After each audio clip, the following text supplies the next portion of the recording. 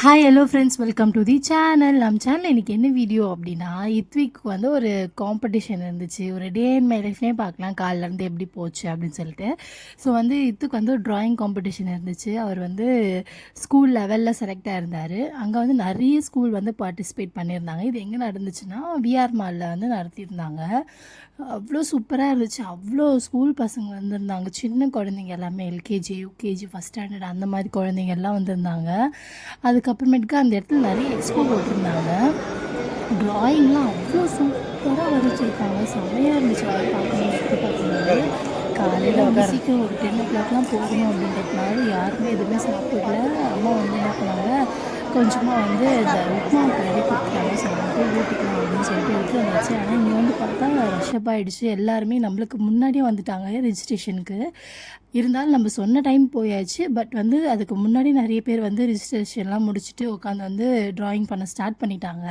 So இது நம்ம ஈவெண்ட்டுக்கு பக்கத்தில் ஒரு ஈவெண்ட் நடந்துட்டு இருந்தது. சரி வந்து நம்ம கொஞ்ச நேரம் அப்படி இப்படி ரிலாக்ஸ் பண்ணிக்கலாம் அப்படின்னு சொல்லிட்டு சுற்றி பார்த்துட்டு இருந்தோம்.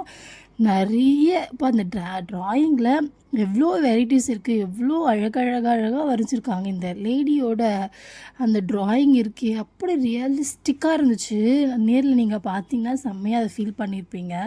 அதே மாதிரி இந்த குதிரையோட அந்த முடிலாம் வந்து அப்படியே ரியலிஸ்டிக்காக இருந்துச்சு. செம்மையாக பண்ணியிருந்தாங்க எல்லாருமே.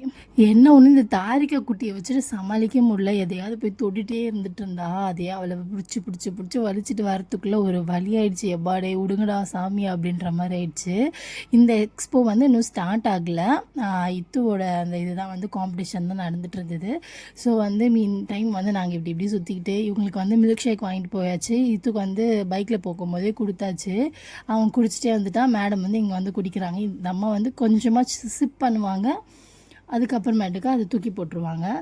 அப்புறம் கொஞ்ச நேரம் கழித்து வந்து கேட்பா, கொஞ்சம் சிப் பண்ணுவோம், அதுக்கப்புறம் தூக்கி போட்டுருவாங்க. இதே தான் அந்த அம்மா பண்ணிகிட்டு இருந்தாங்க. அந்த அம்மா காஸ்ட்யூம் பார்த்திங்களா, இது மாதிரி குத்தாமல் போட்டால் தான் அந்த அம்மா கொஞ்சம் நேரமாவது போட்டுப்பாங்க, எல்லாம் கிடையாது. ஃபஸ்ட்டே வந்து சர்டிஃபிகேட்ஸ் மட்டும் டிஸ்ட்ரிபியூட் பண்ணியிருந்தாங்க. அதுக்கப்புறம் நாங்கள் வந்து சாப்பிட்லாம் அப்படின்னு சொல்லிட்டு பசங்களுக்கு கூட்டிகிட்டு வந்துட்டு கொஞ்சமாக வந்து அந்த சேமியாலாம் சேமியா ஊட்டிட்ட பிறகு கொஞ்சம் நேரம் அப்படி இப்படி சுற்றிட்டு அவங்க சொன்னாங்க 12:30க்கு மேலே தான் வந்து ப்ரைஸ் டிஸ்ட்ரிபியூஷன் இருக்கும் அப்படின்னாங்க.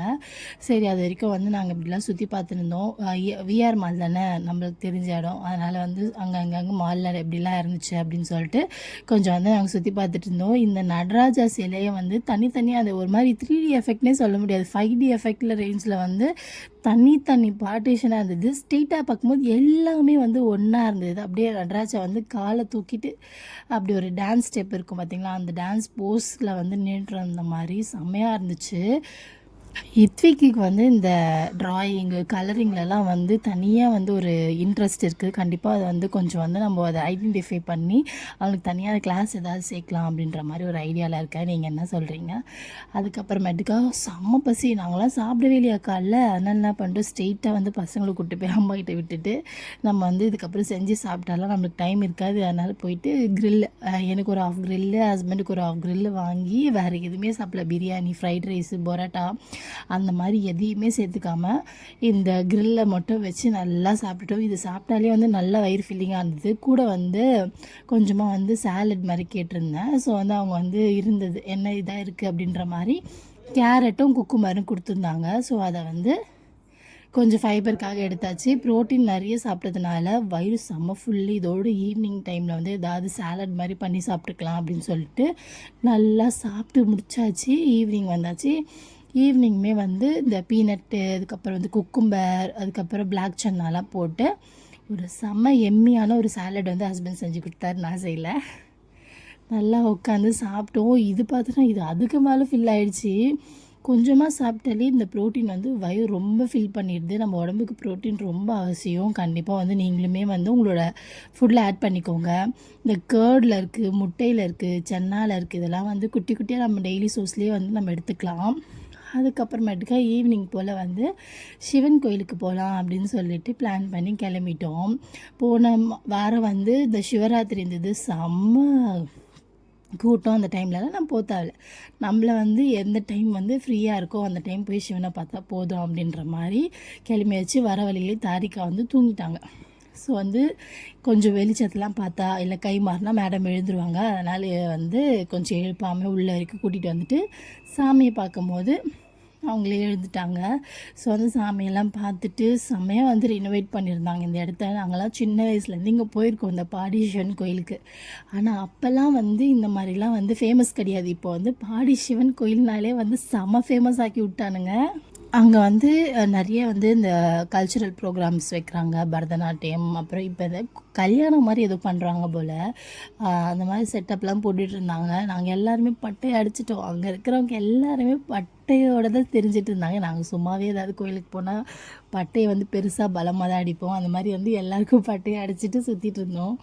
தாரிக்காவும் வந்து ஃப்ரெஷ் ஆகிட்டு சிரிக்க ஆரம்பிச்சிட்டாங்க. அங்கே ஒருத்தர் பாட்டு பண்ணார் பாருங்கள், சிவனோட பக்தர் போல். அவ்வளோ சூப்பராக இருந்துச்சு வாய்ஸு.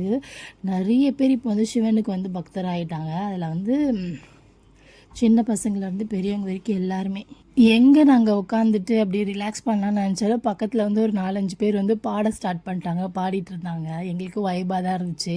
நீங்களும் இந்த மாதிரி வந்து சிவன் கோயிலுக்கெலாம் போனீங்கன்னா நல்லா வந்து இந்த மாதிரி வந்து ஃபுல்லாக மூழ்கிடுவீங்களா, நீங்களா சிவன் பக்தரா அப்படின்னு சொல்லிட்டு கமெண்ட் பண்ணுங்கள். ஏன்னா நிறைய பேர் வந்து இப்போ ரீசெண்ட் டேஸாக வந்து சிவன் பக்தராக இருக்காங்க. அது இல்லாமல் இப்போ வந்து முருகரோட பக்தர் வந்து வேறு லெவலில் இருக்காங்க. ஸோ கோயில் போயிட்டு எனக்கு ட்ரெஸ்ஸஸ் வந்து கொஞ்சம் பர்ச்சேஸ் பண்ணுற மாதிரி இருந்துச்சு வீட்டுக்கு போட்டுக்கிறதுக்கு. அதனால் வந்து போயிருந்தோம்.